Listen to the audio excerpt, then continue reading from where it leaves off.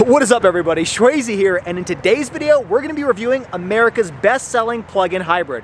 We're talking the newly facelifted 2024 Jeep Wrangler 4xE. Now, before we dive into today's video, I do want to extend a huge thank you to Doug Smith, Chrysler, Jeep, Dodge, Ram of American Fork, Utah, for giving me the opportunity to review this vehicle for you all today. If you guys are in the market for a new vehicle, as I'm sure you can see, they have a large assortment of different inventory, including a Durango Hellcat. So make sure you reach out to them. I'm going to put their information in the description below and let them know that SchwayZ sent you. All right, so what exactly is the Wrangler 4xE? Well, if you guys aren't familiar with this trim level, this is actually the plug-in hybrid version of the very popular Jeep Wrangler, and it's actually been revised for the 2024 model year inside and out, and we'll show off some of those updates in today's video. We'll do an exterior interior walk around, and then we'll take this thing for a drive, and I'll show you how it feels sitting behind the wheel of this partially electric Jeep Wrangler. Now, starting off with the front end, it has been revised a little bit for the 2024 facelift. You may notice the biggest difference really has to do with the grille. It's got a new feature where you've actually got air inlets in between the slots of this 7-slot grille. So it's a very small change, and it's probably going to be hard to notice, but they did this for a reason, because certain trim levels of the Wrangler can come equipped from the factory with an 8,000-pound Warn winch. And because that winch kind of protrudes into this grille area, they had to make it a little bit shorter and open up these sections over here so you can get greater airflow into the engine, so you don't compromise the efficiency of the engines with that winch installed from the factory. Now, I pointed this out on the Jeep Wrangler Rubicon 392 that I reviewed, and to be honest, it's very hard to tell if you're standing from a distance whether this is really updated from the 2024 model year. The best way to tell if this is the facelift is probably on the inside, but we'll talk about that in just a second. Now, this particular 4xE does come with LED headlights and LED daytime running lights, which look really good at night. Now, moving down below, one thing you'll notice that differentiates this from the regular Wrangler is these blue recovery hooks. In fact, you're going to find blue accents all throughout the Jeep Wrangler 4xE, regardless of which trim and spec that you pick. That's kind of the color that Stellantis is choosing for electrified vehicles in its lineup. Now, coming across the side, one thing you'll notice is, first off, you've got more blue accents surrounding the Jeep logo. You've got Wrangler written out in blue script, and you've even got your trail rated badge outlined in a little bit of blue trim. Now, one thing you may notice here is every single 2023 Jeep Wrangler came with an antenna here, but as of 2024, they actually removed it from the side of the vehicle. That antenna is now integrated into the windshield. Now, some people may complain that this is going to cause windshields to be more expensive, but at least now you won't have anything flapping in the wind because, well, it's now integrated into the windshield itself. For better or for worse, that's kind of what they decided to do with 2024. Now, another thing to mention is every single 4xE comes in one configuration, and that's this 4-door setup. You cannot get a 2-door Jeep Wrangler 4xE, and part of that reason is because the battery is located underneath the rear seats, and so if you have a shorter wheelbase, you're really not going to be able to get that electric range that you get from the powertrain underneath this vehicle. You may have noticed that this one is outlined to be the Sahara trim level, and I'm a little upset that they don't have blue accents around the Sahara, but I guess I'm asking too much. But what I do want to point out is, as of 2024, more trim levels can now be had in this 4xE powertrain. So before you only had about 3 trim levels, now you can get upwards of 6. You've got the Sport S, the Willys, this one being the Sahara. You can get the high altitude. There's the Rubicon and the Rubicon X. So if you guys want to have a little bit of that electric range, that hybrid powertrain, you can now get it in a variety of different price options as of the 2024 model year. Now, moving across the side of the vehicle and over to the back, there's really no changes from the 2023 model year, and it really didn't need it. It's a pretty good looking, attractive vehicle overall, and Jeep doesn't make huge changes year after year because, well, if it's not broke, don't fix it. So you still have these LED taillights in the back. You've also got a little bit more of that 4xE with that blue badging, and you've got your spare tire on the rear end, and then down at the bottom, more blue recovery hooks where you have your tow hitch receiver. So now that we finish off the exterior, let's jump underneath the hood and talk about what's going on here. Now, to open up the hood on the Jeep Wrangler, it's really easy to do. You just open up these latches on the left and the right hand side, and then it will automatically open up the hood. You don't actually have to pull a hood latch lever on the inside. All right, let's talk about what's going on under the hood. Here we have a 2-liter inline 4-cylinder turbocharged engine that produces on its own about 270 horsepower. But because this engine is also paired with an electric motor that's powered by a battery located underneath the second row, this thing actually produces a combined output of 375 horsepower and a whopping 470 pound-feet of torque. That torque figure is almost identical to the amount that the 392 6.4-liter V8 produces in the Jeep Wrangler Rubicon 392. So an insane amount of torque, and Jeep Jeep says you can do 0 to 60 in this thing in just about 6 seconds. So this is pretty much the second quickest Jeep Wrangler you can buy in the lineup. Quick item to point out is all of that power is sent through an 8-speed automatic transmission, and your towing capacity is 3,500 pounds on the 4xE. Now, the 2024 model year did add up to 5,000 pound towing capacity for certain trim levels, but the 4xE is not one of those. Now, in regards to the battery, like I said, it's located underneath the second row seats, and we're talking a 17.3 kilowatt battery. So it's not very massive, but it is large enough that it still qualifies for the federal government's $7,500 tax credit. Now, Jeep says you can go upwards of 21 miles on all electric range, but you can also put it in a drive mode where it will use both gas and electricity to power this vehicle and get the best MPG. In terms of MPG, Jeep says you can get 49 miles of MPGe and upwards of 370 miles on a single tank of gas. Now, you may be wondering what happens to the vehicle if this battery dies because I drive more than 21 miles a day. Well, in my research, nothing really happens. You still have a little bit of juice always in the battery, even if the vehicle tells you otherwise. And so that way, if you're accelerating on the freeway or just driving in day-to-day traffic, you're really not going to notice that there's no juice flowing into your electric motors because there's always just a little bit. And there are certain screens on the inside where you can see exactly where the power is flowing. Really, the only downside of that battery dying because you drive more than 21 miles is that your fuel economy is going to come down. In my research from owners of 4xEs, I've seen that once that battery dies, you're probably looking a little bit under 20 mpg. But if this battery is fully charged and you have a full tank of gas, you could probably average somewhere around 20 to 22 mpg if you're taking this on a road trip. Now, charging the Jeep is also pretty easy. You've got this little flap over here on the driver's side, and you push this open, and that opens up your charge port. Now, Jeep says you can use either a level 1 charger, which is essentially your household outlet at home, and that will take this battery from 0 to 100% in just about 12 hours. But I recommend installing a level 2 charger, which uses the 240 volt plug that you have in your house, and that will take this thing from 0 to 100% in just about 2 hours. I do want to point out one little Jeep Easter egg located in this charge port area. You've got this old 1940s Jeep Wrangler climbing up this mountain, and this is actually your charge indicator, so this will actually flash when you're charging the vehicle. Now, Jeep is also working on installing some solar powered charging stations at major trails located throughout the United States. I personally haven't seen one yet, but let me know in the comments below if you've seen one at major trails in your area. All right, now's a good time to hit that pause button and click the subscribe button. That helps me a lot bring more cool cars like this onto the channel. All right, now let's get back to the video. Now, before we jump on the inside and talk about the changes on the interior, I do want to point out a couple things with this Sahara trim level. First off, you've got body painted fenders. Most of the time on like the Rubicon or some of the other trim levels, they're going to be black plastic, and they look really good. I like when they paint them the same color as the body because it makes it look a little bit more luxurious or premium. And that's kind of what the Sahara trim level is. Now, talking about these wheels and tires, we're talking 20-inch wheels on this thing, which is a little bit different than something you get on the more off-road trim levels of the Wrangler. We're talking 255 60 R20s, and these are all season tires. Now, one thing I do want to point out is another little Easter egg with that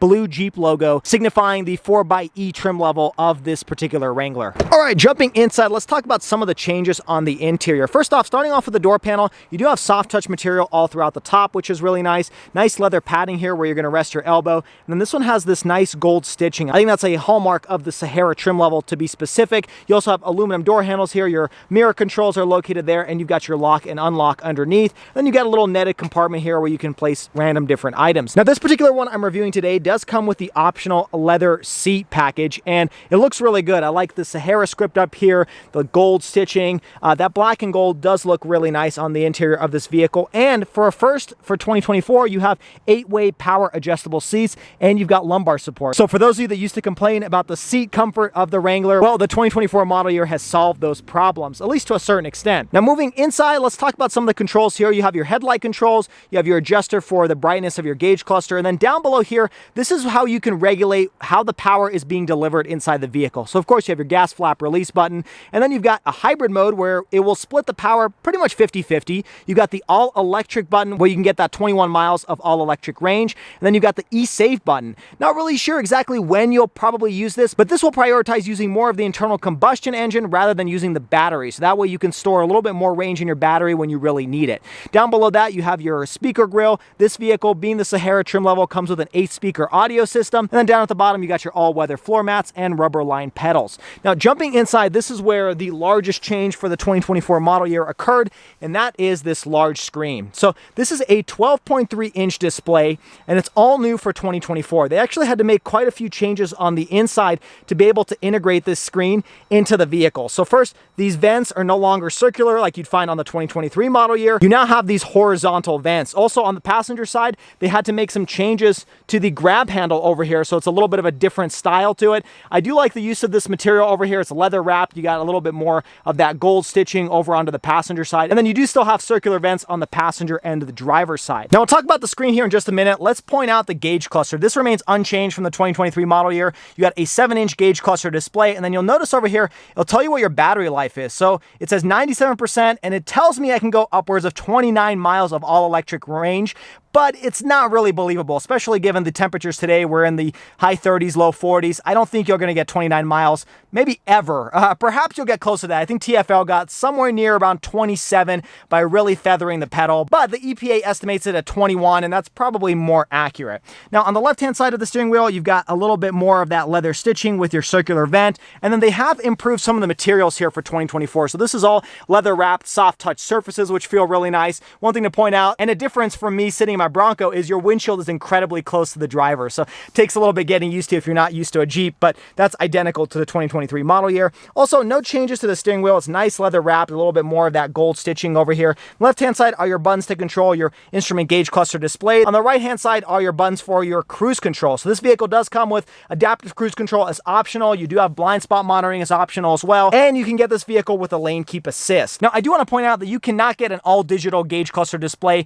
on the 2024 Wrangler, not even on the highest trim levels or the most expensive vehicles. You still have this analog gauge mixed with a little bit of that digital for the oil temperature. And then on the right-hand side, you've got your digital gas meter, but then the rest of it, which includes the amount of power you're delivering from that electric motor, over as an analog gauge, which is a little surprising because you'd think that would be more of a digital one. There's actually no analog speedometer on the 4xE. Your digital speedometer is located front and center. I don't mind that they don't have an all-digital display. It would be nice as an option, but the gauges look pretty good overall, and that's why I'm okay with it. Now, moving towards this 12.3-inch infotainment screen, this runs on the latest Uconnect 5 system. You do have wireless Apple CarPlay and wireless Android Auto, which is nice. And I've reviewed this system in the 2024 Wrangler 392 that I reviewed earlier this year, and it's pretty easy to use. You got your quick access buttons over here on the left-hand side. You can, of course, pair your phone. You can pull up a bunch of different settings. And the particular vehicle I'm reviewing today does come with the forward and the rear-facing camera, and you can actually activate the wash function for the front-facing camera as well, which is nice. And then at the top of the page is where you can open up your climate control settings, so you can regulate the heated seats, the heated steering wheel, which this particular vehicle I'm reviewing today comes with,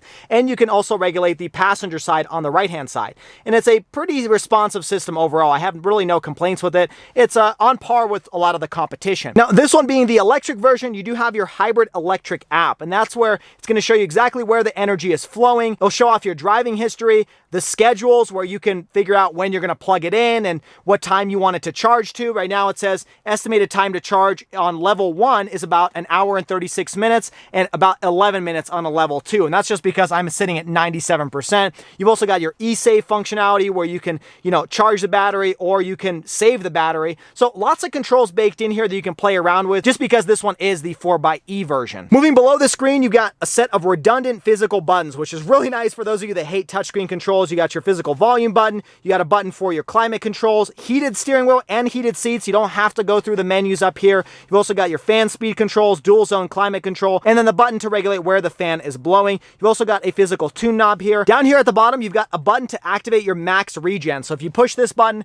it will tell you on the screen whether it's on or off, and that will help bring a little bit more juice into the battery. There have been some stories out there where if you're driving this down a canyon, you can get almost upwards of 50 miles of all-electric range because, well, you're going to be using that regen mode, and this thing is going to be mostly coasting down the hill because when you're going downhill from a mountain, the engine will automatically turn off, and so that should save a little bit of fuel economy there. And then you've got your off-road cruise control here, and then you can turn the screen off. Down below here, in typical Jeep fashion, you've got your window switches located in the middle. You can also lock and unlock the windows as well, and then you got a cigarette-style power outlet and a set of 2 USB ports and an auxiliary jack, and then you've got your aux switches down here. So this vehicle does come with pre wiring located throughout the vehicle, so you can hook up like a light bar or a winch and then activate it using the buttons down here. You got a little rubberized compartment over here where you could store a wallet or a phone, and then this is your selector for your 4 high, 4 low, and 4 auto. It's kind of a more traditional analog way to shift it rather than something that you'd find in the Bronco where it's all electronic, but it's nice that you have a 4 auto included in this vehicle. Your gear selector is nice where you got your little 1940s Jeep over there.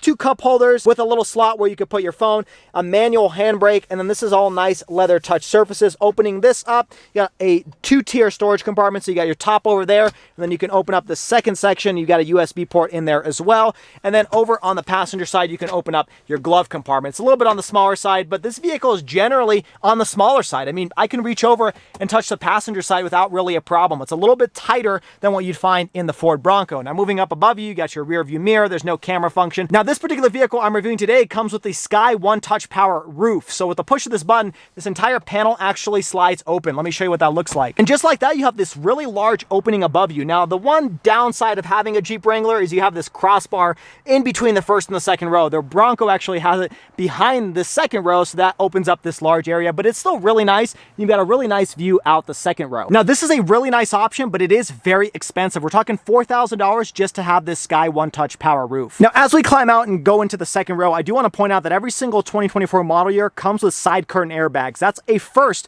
for a Jeep Wrangler. Now, jumping into the second row, let's talk about some of the features here. So first off, again, more soft touch material on the door panel, which is nice for the second row. More leather wrapped surfaces, nice contrast stitching, aluminum door handle here, and your lock and unlock feature there, along with a net at the bottom. Now, we already showed off the battery underneath the seats, but I do want to point out these seats real quick. They are really nice looking, leather wrapped. You've got a little bit more of that copper stitching over there as well. And then climbing inside of the second row, it's kind of hard to get into, but one complaint I do have is this section over here, this door latch is completely exposed. And so when I was reviewing the 2024 Wrangler 392, I would constantly hit my elbow up against this surface. And the reason that happens is, as you can see, the seat is actually located behind this pillar over here. So if you're reaching for something on this seat and pulling your arm out, you're gonna always hit this thing with your elbow, and it's very painful. I don't get why they couldn't have just recessed this back a little bit and giving you a little bit of a lip over here so you don't accidentally hit this every single time you climb in and out. If you ever have a car seat back here, that's going to be something you're going to definitely watch out for as you pull it in and out of the vehicle. Now, back to what I was saying over here. When you climb inside, you actually got pretty decent legroom back here, and there's not too much of an angle with my seating position.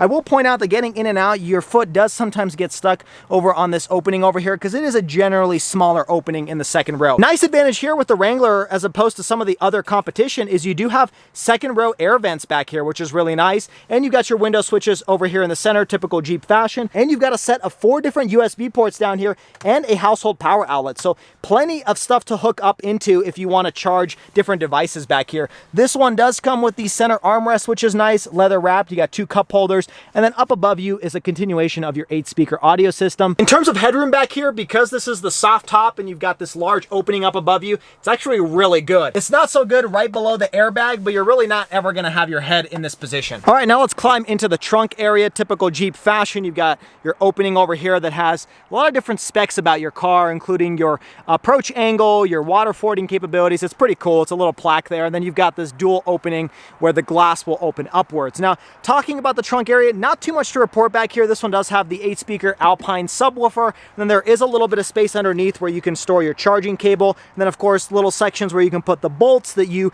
take off from the vehicle when you take off the doors. You do have a cigarette-style power outlet. Now, one disadvantage with this one being the 4xE, and I'm going to try to show it off over here, is you have this much larger lip. So when you actually fold down these seats, they don't go down all the way. In fact, this is pretty much as far as it goes. You still have a pretty steep angle, and you've got quite a bit of height over here. And that's, again, because the battery is located underneath the second row seats. So if you're used to using your Jeep kind of like a pickup truck where you have a flat area for the most part, and you can maybe put like a little sleeping bag or an air mattress, you're not really going to be able to do that with this version because you have so much extra height inside of the second row. And there's a look from the inside on how that second row seat really folds down. Now, how much of a difference is it really? Well, in terms of cargo capacity, you got 27.7 cubic feet of space behind that second row and 67.4 cubic feet of space if you fold the second row down.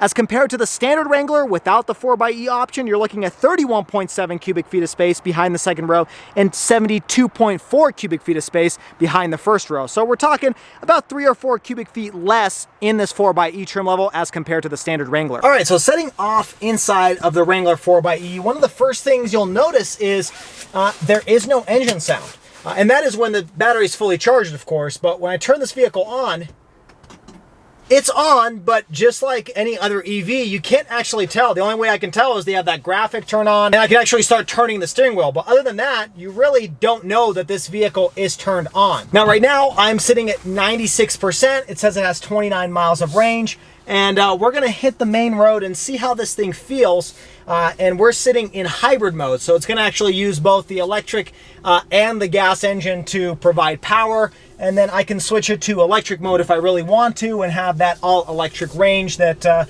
is pretty impressive for a vehicle of this size. I mean, this kind of is the best of both worlds, electric and gas. And then as I let off of the gas pedal, I noticed there's a little bit of regen braking. Now the regen braking isn't super noticeable. I gotta say, I just let go of the gas pedal and I can barely tell that it's working. I mean, it's not a very aggressive regen mode like you'd find in a lot of electric vehicles. It's pretty normal overall. It doesn't feel that much different than a typical gas engine. But I just gunned it a little bit and I was in electric mode and I could tell that the vehicle turned on the gas engine. So when you're really pressing on the pedal hard, it's going to use both the gas and the electric motor to get you, the power that you're really looking for. Now, I'm not going to gun it really hard in this vehicle because it's a brand new car and it's not mine. So I'm not going to, break the break-in period, but I kind of want to just see, how does this vehicle feel when you gun it just a little. That was about a quarter of the way down, and it's not bad. It's definitely not as quick as a typical EV, but it feels a little bit more torquey than your typical internal combustion engine. I mean, with that electric motor on, this is plenty of power. There's really no complaints about it. Now, do I think it has the same amount of torque as the Wrangler 392? It's kind of hard to tell. I mean, on paper it is, but it doesn't feel like it. It kind of feels just a little bit more than your typical internal combustion engine, but it doesn't have that neck snapping amount of power that you'd find in that 392. It also doesn't have nearly as good of a sound. When I'm accelerating in EV mode, it kind of has this electric sound to it, which sounds kind of interesting coming from a Wrangler because you're kind of not used to it. Yeah, it's kind of got this like electric charge sound. It's pretty interesting. But at the end of the day, this is still a Wrangler. It rides like one too. I mean, it's bouncy over the road. It's exactly what Wrangler buyers want to see from their vehicle. This just happens to have a little bit of better fuel economy, a little bit more power than your typical Pentastar V6 or your turbocharged 4-cylinder. It's kind of an interesting thing to drive, especially when you have some of that instant torque. Yeah, it's really interesting. Now, one thing I find interesting is because this has a quieter engine, you hear a lot more of that road noise that you may not be used to because, well, you typically have an engine that kind of blocks out some of that sound. And so this is going to be a loud vehicle, but that's to be expected from a Wrangler. All right, let's finish off this video talking about warranty and pricing. In terms of warranty, it's the standard 3-year, 36,000-mile bumper-to-bumper warranty and a 5-year, 60,000-mile powertrain warranty. Kind of wish they bumped it up just because of that electric powertrain. Now, in terms of pricing, like I mentioned, the 2024 model year has a few additional trim levels. The Sport S trim level with the 4xe starts around $51,000, and then the top of the line Rubicon X starts around $71,000. So it's quite a big difference, and you can get that Rubicon X equipped with even more features to get it over 75 grand. Kind of insane for a Jeep Wrangler, but that's kind of the prices we're looking at today. Now, this particular vehicle behind me with the Sahara trim, along with the additional leather seats and that Sky One Touch power roof, this one sits around $68,000. But what are your thoughts on the Jeep Wrangler 4xe? Honestly, if you're looking at an extreme extremely capable off-road vehicle that has pretty good fuel economy and can possibly even drive on all electric range to and from work if you're within 20 miles. This is really the only option out there. You don't have any of that type of powertrain capabilities from the Bronco or pretty much anything else in this space. This is really the only one that offers kind of the best of both worlds, where you have some all-electric range and you still have that cool rugged exterior with those off-road capabilities. Now, it doesn't come cheap, and that is probably one of my biggest complaints of this vehicle. I wish it was priced a little bit more affordable. At the same time, even the base Wrangler with the regular powertrain is not a cheap vehicle. I mean, they start in the mid-30s. And this one is definitely a lot more complex with that dual powertrain setup. So I guess the price is kind of warranted. One thing I do wish they had was a little bit of a longer range battery. I wish it pushed maybe 35, maybe 40 miles, because that would even make this thing even more capable and add to that fuel efficiency. But let me know your thoughts on the Jeep Wrangler 4xE down in the comments below. I hope you guys enjoyed today's video. If you did, hit that like button and subscribe to the channel for all of the weekly car videos. Also check me out on all the social media at SchwayZ_. Until next time, everybody, I hope you stay SchwayZ, stay healthy, have a wonderful day.